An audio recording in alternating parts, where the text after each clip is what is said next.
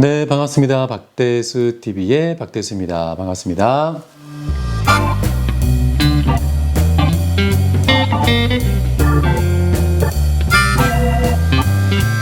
네, 오늘 교육의 주제는 바로 정보 관리입니다.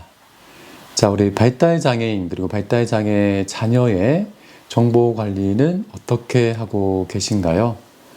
그리고 이 정보 관리는 중요할까요? 자, 이런 질문을 먼저 좀 드리고 싶습니다. 자, 이 정보 관리라고 하는 것은 상당히 중요하다라고 말씀을 드리고 싶어요. 자, 이 정보 관리는 어떤 내용으로 해야 되고, 그리고 수집된 정보들, 관리하고 있는 정보들을 어떻게 활용해야 되는지, 더구나 우리 발달장애 자녀의 진로와 직업을 위해서 어떤 준비가 필요한지에 대해서 지금부터 하나씩 설명해 드리도록 하겠습니다. 자, 우선 이제 정보 관리를 해야 되는 이유는 우리가 서비스를 제공받는 여러 가지 주제의 서비스들이 있을 건데요. 이 서비스 제공을 위한 사전 정보로 활용이 가능합니다.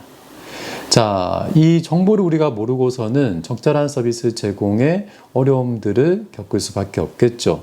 서비스를 제공하는 제공자 입장에서도 관련된 내용을 정확하게 파악하지 못한다면 적절한 서비스 제공 계획을 수립하는 데도 어려움이 분명히 있습니다. 자, 그리고 이제 더구나 진로와 직업에 대한 설계 과정에서 정보에 대한 내용이 없이 우리 발달장애인에 대한 정보가 없이는 이 진로 설계는 불가능하다. 저는 이렇게 말씀을 드립니다. 그래서 어떤 내용을 미리 알고 있어야 될지에 대해서 미리 파악을 하고 정보를 수집해 나가는 과정이 우선 첫 번째 해야 되는 아주 중요한 내용이라고 말씀드릴 수 있을 것 같아요. 예전에 제가 이제 한 부모님을 대상으로 진로 코칭 또 컨설팅을 하는 그런 이제 시기에 미리 부모님께서 자녀분의 지금 이제 고등학교 3학년인데 자녀분의 지금 성장 과정과 관련된 여러 가지 경험과 이슈들을 잘 정리해서 미리 저한테 보여주셨던 사례가 있었습니다. 제가 이제 발달장애 자녀를 처음 봤지만 그 내용을 미리 조금 확인하고 발달장애 자녀를 보니까 행동 하나하나 그리고 기본적인 성격부터 시작을 해서 이런 부분들을 좀 이해하는 데 도움이 되더라고요. 자, 아무리 많은 상담 경험이 있거나 또 발달장애인을 대상으로 또 여러 가지 서비스를 제공하는 경험이 많으신 분들도 단시간에 우리가 사람을 보고 파악을 하는 것은 불가능할 수 있는 거죠. 자, 그래서 이러한 정보들을 우리가 미리미리 파악을 해야 될 것이고요. 그리고 이 정보들을 말로 이렇게 듣는 것보다는 자, 기록되어 있는 서면화된 이런 기록 관리 시스템을 잘 활용하는 것들도 아주 중요할 것 같습니다.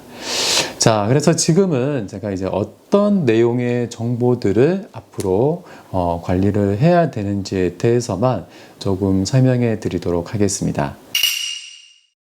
자, 우선 첫 번째는 기본적인 개인정보 부분들이 포함이 되겠죠. 장애와 관련된 내용과 그리고 이제 지지체계나 생태도 주변에서 영향을 주는 어떤 요소들은 어떤 것들이 있는지 이런 것들을 이제 기본적으로 확인하게 됩니다. 자, 그리고 두 번째 파악해야 되는 정보는 뭐냐면 바로 직업과 교육적 접근 내용입니다. 자, 지금까지 어떤 교육을 받아왔고 그리고 관련된 교육은 어떻게 잘 이해하고 있는지 이런 이제 구체적인 내용들이 포함이 되어야 되고요. 자, 이러한 내용들을 기억을 하고 있는 것보다는 서면화된 내용으로 기록 관리를 해주시는 게 아주 중요합니다. 자, 이 내용을 바탕으로 이제 앞으로 직업 교육을 하거나 직업 준비를 할 때에 자, 어떤 교육적 환경을 구축해야 될지, 자, 어떤 수준의 교육들을 진행을 해야 될지를 결정할 수가 있는 거죠. 자, 그리고 이제 해야 되는 또 세 번째 정보는 바로 직업 탐색 활동 이력입니다. 자, 직업 탐색과 관련된 내용은 이런 내용들이 포함이 될 수 있을 것 같아요. 내가 어떤 직업을 알고 있습니다. 이 내용은 결국은 우리가 직업에 대한 목표를 선정하고 선택할 때에 전혀 도움이 되지 않는 정보인 거죠. 자, 이제 활용할 수 있는 직업 탐색 정보는 뭐냐면 바로 직업에 대한 이해와 그리고 꼭 필수적인 과정, 실습이라고 하는 과정이 꼭 필요하고요. 그리고 실습 이후에 전문가의 소견이 있는 그런 직업 탐색 활동이어야지만이 우리가 직업 목표를 고민할 때에 활용이 가능한 정보가 될 수 있을 것 같습니다. 그리고 이제 기타 자격증이나 수료증과 관련된 교육과 관련된 정보들, 그리고 직장 생활을 해보신 분들은 직장 생활 관련된 이력들이 포함이 될 수 있을 것 같아요. 자, 그리고 이제 파악해야 되는 정보는 바로 직업 평가와 관련된 정보입니다. 자, 우리 자녀가 어느 정도 직업에 대한 준비가 되어 있는지, 자, 직업평가사 또 직업평가를 전문적으로 하는 전문가의 평가 소견이 있는 자료여야지만이 또 그 내용을 가지고 현재 직업 준비 영역에 대한 부분을 파악하고 앞으로 이제 접근 방법들을 고민할 수 있는 아주 중요한 정보가 될 수 있겠죠. 자, 그리고 이제 마지막으로 해야 되는 정보는 뭐냐면 분야와 관련된 강약점 정보입니다. 이제 총 5가지 분야를 소개를 좀 해드릴 건데요. 우선 첫 번째는 이제 교육적인 내용입니다. 앞서 좀 설명을 해드렸지만 우리 자녀가 그리고 발달 장애인이 어떤 환경에서 그리고 어떠한 교육적 수준인지 이런 부분들을 여러 교육 경험을 통해서 파악된 강약점 정보들이 분명히 필요합니다. 자, 그리고 두 번째는 이제 심리 영역인데요. 어떤 상해에서의 어떤 불안 정도를 느낀다든지, 심리적인 부분이 나중에 신체화 증상으로 이렇게 나타난다든지, 이런 것들이 이제 직업에 대한 목표를 또 선정할 때, 또 사업체나 근로 조건을 선정할 때 아주 중요하겠죠. 제가 아는 어떤 분은 이제 바리스타로서 이제 활동을 하시다가 이제 복지기관 내에서 채용이 됐습니다. 자, 일을 너무 잘하셔서 이제 일반 사업장으로 취업을 하셨는데 일반 사업장으로 취업한 이후에 적응을 못 하시고 퇴사를 하셨어요. 자, 그 이유를 보니까 새로운 환경에서의 적응을 잘 못 하셔서 되게 심리적인 이제 불안 증상들이 나중에는 이제 신체 증상으로 나타나게 된 거죠. 머리 손을 좀 떠시기도 하셨고 이야기를 할 때에 고객과의 대화가 좀 힘들거나 이제 그런 것들을 경험하면서 퇴사를 경험했던 경우도 있었습니다. 자, 발달장애인 분들에게는 이러한 부분들이 취업 이후에 고용 유지를 하는 데에 아주 중요한 이유가 될 수 있겠죠. 그래서 이러한 내용을 고려해서 또 근로 조건들을 잘 선택해야 될 것이고요. 그리고 직업에 대한 경험이 있으신 분들은 중요한 내용은 이제 다양한 근로 조건 내용들도 있겠지만 퇴사 사유 이런 게 아주 중요할 수 있겠죠. 퇴사 사유가 개인적인 문제라고 하면은 그러한 부분들을 조금 보완해서 또 취업으로 연계할 수 있도록 준비를 해야 될 것이고요. 그리고 이제 건강 상태에 따라서 관련된 직무나 환경들을 또 선정을 해야 됩니다. 자, 그리고 이제 마지막으로 이제 경제와 관련된 부분인데요. 자, 어떤 분들은 기초생활 수급권에 계신 분들은 취업을 하면은 그와 관련된 영향이 좀 있을 거다라고 생각을 하시고 취업을 어떻게 해야 될까 또 고민하시는 분들도 있으실 것 같아요.